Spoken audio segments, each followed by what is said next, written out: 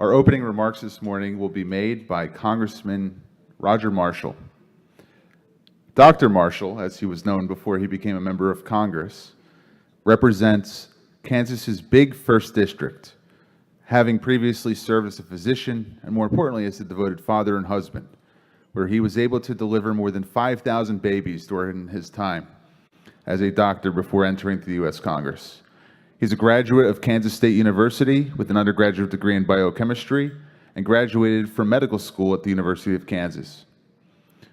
Moreover, Congressman Marshall has represented Kansas's 1st District, utilizing his depth of medical and family experience, but also having many years of support in the Army Reserve, rising to the rank of captain and serving his country faithfully with valor. Moreover, Congressman Marshall serves in the House Agricultural Committee, the Committee on Science, Space, and Technology, and the House Small Business Committee.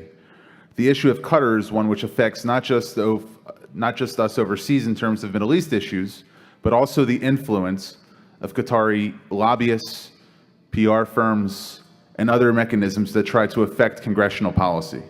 Congressman Marshall, please join us.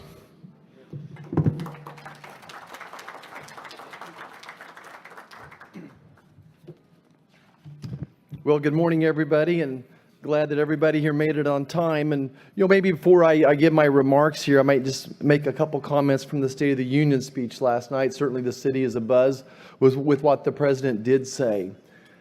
If I could share one thing, is that I hope you all, and I hope my folks back home, felt the genuine heart that this president has for the American people. He's not an elitist. He's a person that's connected, maybe better than any president I can remember, to the everyday working man and woman back home. That same passion, that same compassion that he gave last night is something that I feel every time I'm with him. Last night after he gave his speech, I was one of the last people to get to shake his hand, and I said, I think I said something like, "Mr. President, we have your back." And he looked at me and shook my hand, and looked me in the eye and said, "Thank you. Thank you." Just 2 simple words. That's all he needed to do. And we have a great relationship with the president. I do stand beside him. Almost all of his policies, I think his policies are spot on. His policies are helpful to Kansans, and they're helpful to this country. As I think about just a general theme of national security, I think everybody back home feels like we're safer today than we were 2 years ago. I actually think he's the most transparent president we've ever had. What you see is what you get. Behind closed doors, he's just as transparent and blunt as he is with the press. I've never heard him say anything behind closed doors that wasn't consistent with what he said with the microphones and cameras in front of him. And I would say the same thing about my fellow Kansan, Secretary Pompeo, who I got to see for a little bit yesterday. He's transparent. His yes is his yes. His no is his no. And I think they're both in the places that they should be right now at this point in time. And they're both doing a great job, and very, very proud of Secretary Pompeo, very proud of what our president is doing. As a global leader, the United States is faced with many complex challenges and uncertainties abroad. In the Middle East, we have strong allies to confront these threats, but they continue to be more important than ever. More important than ever, we need to know who is our friend and who is our foe, and you can't be both. You have to be one or the other. Under President Trump's leadership, the United States advanced common interest and promoted security, prosperity, and peace in the region. The president's long list of accomplishments includes finally recognizing Jerusalem as Israel's capital, something that was very important to me personally. He's ended the foolish Iran nuclear deal. I have no idea why Americans could support the Iran nuclear deal, a deal that would end up with Iran having nuclear warheads. Even though it would be delayed for perhaps 10 years, we have to think long term. More and more, as I get more familiar with this role, I realize that decisions in the press are made tonight. decisions or judgment on my decisions in the morning, there's a judgment in the press by evening. And I think of a president from my state, General Eisenhower. When General Eisenhower finished his role as being president, most historians said, oh, he's the 35th best president ever. But today, many historians would consider him the 5th best president ever. And that's because the decisions he made took years, decades to come to fruition. He started the interstate highway system. He started NASA. He started the education department. Again, if you think about President Eisenhower, a great strategist. He wasn't Patton, Mr. Rah-Rah guy. He was a great strategist, very thoughtful, certainly had compassion for his soldiers and for his country, but he was a long-term thinker. And again, it's just so important that as a congressman, I don't worry as much about the impact, what's going to be said on TV tonight, is how is it going to impact my children and my grandchildren. The president's strong words against radical Islamic terrorism during the campaign have been followed by action. On November 4th, 2018, U.S. sanctions on Iran's oil industry went into full effect, cutting off a vital lifeline to their economy.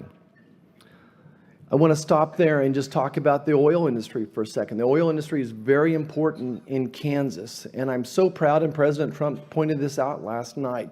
We are no longer dependent upon Middle East oil, and that no one's talking about this, but I think that greatly impacts our decisions and gives the President and Secretary Pompeo a few more cards in our hands that we're not subservient to that oil, that the American entrepreneurs have come through for us, that we are, for all practical purposes, energy independent, and so very proud of that American spirit, which has led to increased oil and natural gas production. I think about what's going on in Kansas. Ethanol is a big source of energy as well, and it's growing across the country. Kansas with 35% of our electricity coming from wind energy now. And all those technologies are improving to make that happen. So again, very important that energy is a national security issue.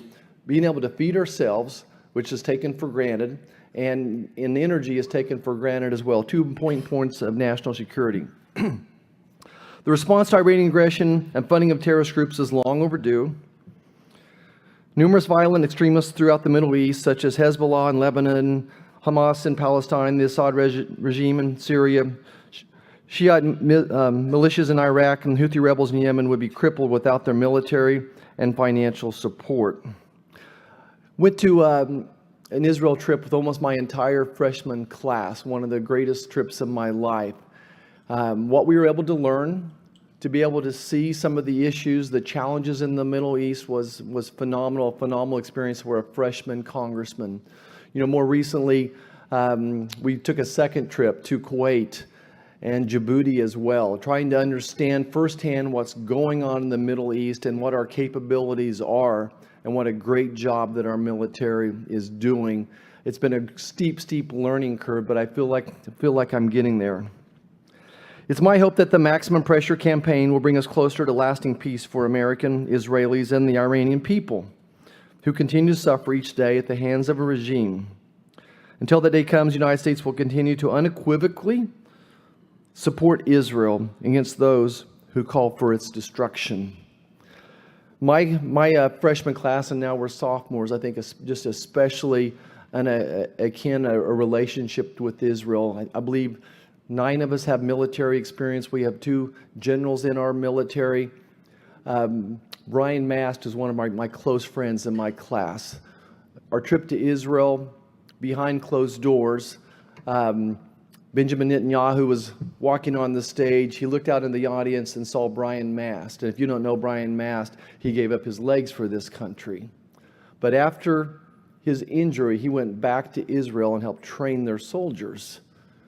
Anyway, as we were sitting there in the audience in our seats, the person who I think is one of the 3 great leaders in the entire world ran across the stage, came downstairs, went back to Brian's room, shook his hands and hugged him. And I said, this man gets it.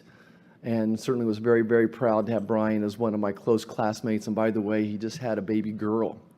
So we had 3 boys and they just had a baby girl for the first time. So he and Brianna have become close friends.